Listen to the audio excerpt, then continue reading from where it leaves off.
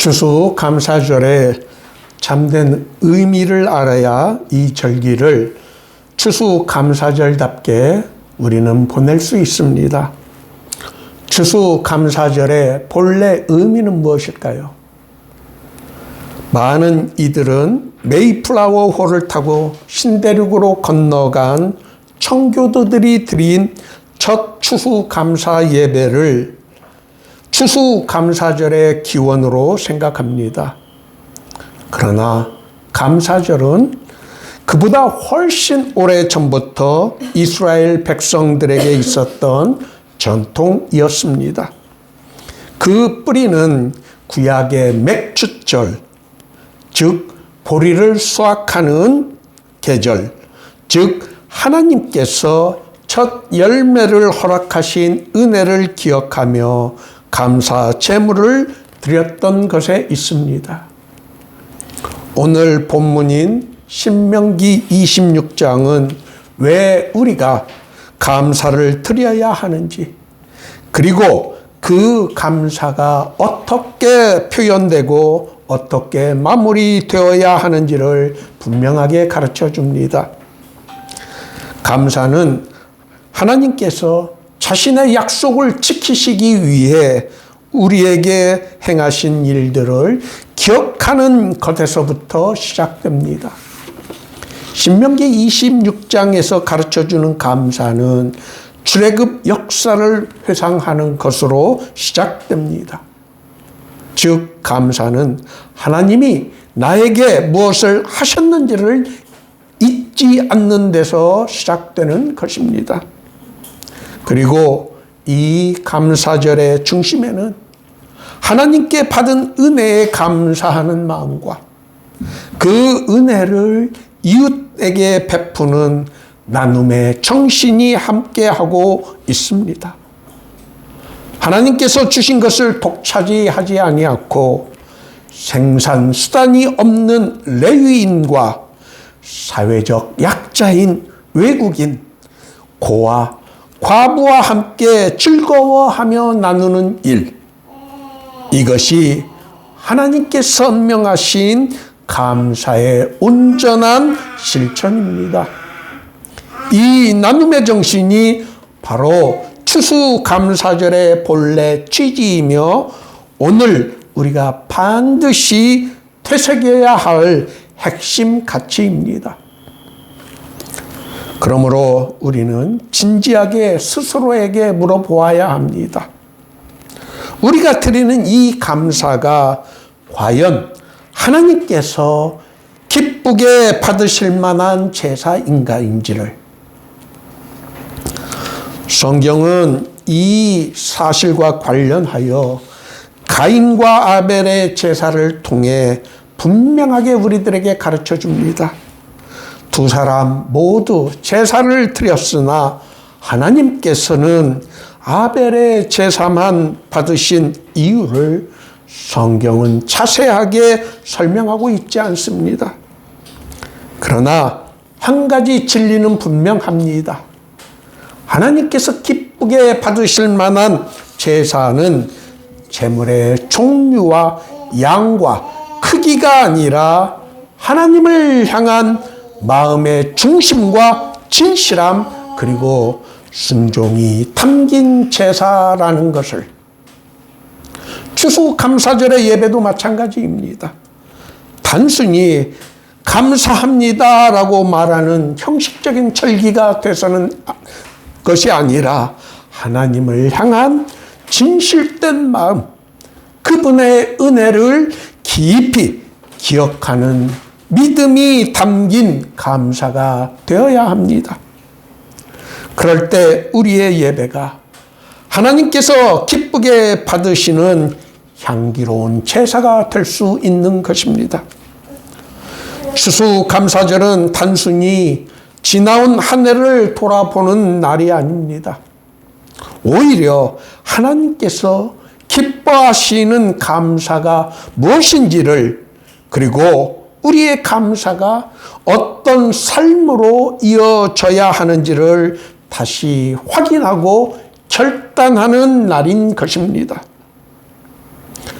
하나님께서 기뻐하시는 길, 곧 말씀을 따라 사는 길, 나누며 사는 길, 감사하며 순종하는 길이 형통과 번영의 길이라는 것을 우리들에게 가르쳐 줍니다. 오늘 우리가 읽은 신명기 26장 10절과 11절은 하나님께서 기뻐하시는 감사의 정신을 가장 선명하게 아주 짧지만 우리들에게 가르쳐 줍니다.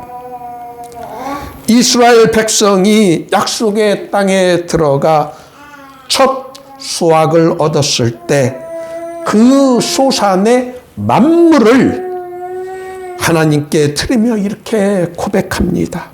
여호와여, 이제 내가 주께서 내게 주신 토지의 소산의 만물을 가져왔나이다.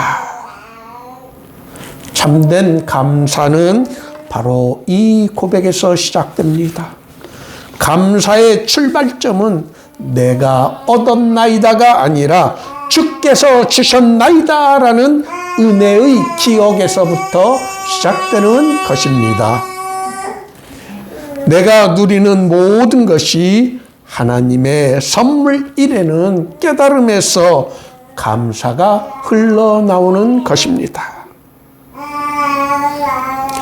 여기에서 우리가 주목해야 하는 단어가 있습니다. 그것은 바로 토지의 소산의 맛물입니다. 여러분들, 만물이 아니라 맛입니다. 맛물. 만물은 단순한 일부를 떼어 드리는 것이 아니라 가장 처음 나온 열매, 가장 귀중하고 소중한 것을 하나님께 드린다는 뜻입니다. 이것은 창세기에서 아벨이 양의 첫 새끼와 그 기름으로 제사를 드렸던 모습과 동일한 원리입니다. 하나님께 드리는 제사는 끝자락이 아니라 처음껏 남은 것이 아니라 가장 좋은 것으로 구별시켜서 드리는 제사여야 한다는 것을 오늘 본문은 우리들에게 가르쳐 줍니다. 하지만 성경은 여기에서 멈추지 않습니다. 하나님은 감사가 이웃과 함께하는 기쁨으로 이어지기를 원하십니다. 그래서 신명기 26장 11절에서 이렇게 명령하십니다. 내 레위인과 너희 가운데 거류하는 객과 함께 즐거워할지니라. 감사는 하나님께 드리는 예배로만 끝나는 것이 아닙니다. 참된 감사는 반드시 나눔의 자리, 공동체의 기쁨으로 흘러가야 합니다. 하나님께서는 첫 열매를 드리는 감사가 이들과 함께 즐거워하며 나누는 자리로 이어지기를 간절히 원하셨다는 것을 우리는 알 수 있습니다. 청교도들의 첫 추수 감사절 역시 마찬가지였습니다. 그들은 단순히 자신들의 부족을 위한 잔치가 아닌 가난한 인디언들을 초대하여 함께 음식을 나누었습니다.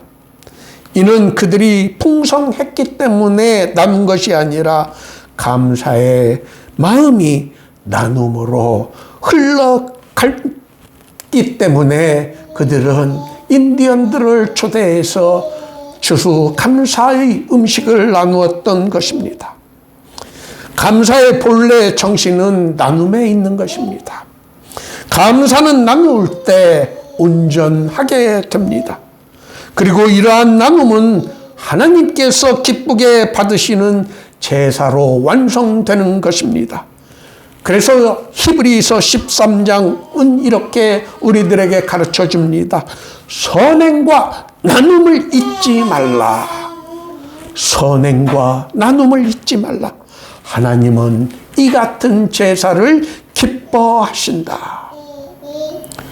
추수감사절은 하나님께서 기뻐 기쁘게 받으시는 감사가 무엇인지를 우리 스스로 다시 한번 점검하고 그 감사가 우리의 삶에서 어떻게 열매를 맺어야 하는지를 확인하는 날이 되어야 합니다. 감사는 주께서 주셨습니다라는 고백에서 시작되고 이웃과 함께 기뻐하는 나눔으로 확장되며 하나님의 뜻에 순종하는 삶으로 열매를 맺게 되는 것입니다. 이 감사가 하나님께서 기쁘게 받으시는 제사가 되고 우리의 삶과 우리의 가정과 우리의 공동체 위에 형통과 은혜의 문이 열리기를 예수 그리스도의 이름으로 축원합니다.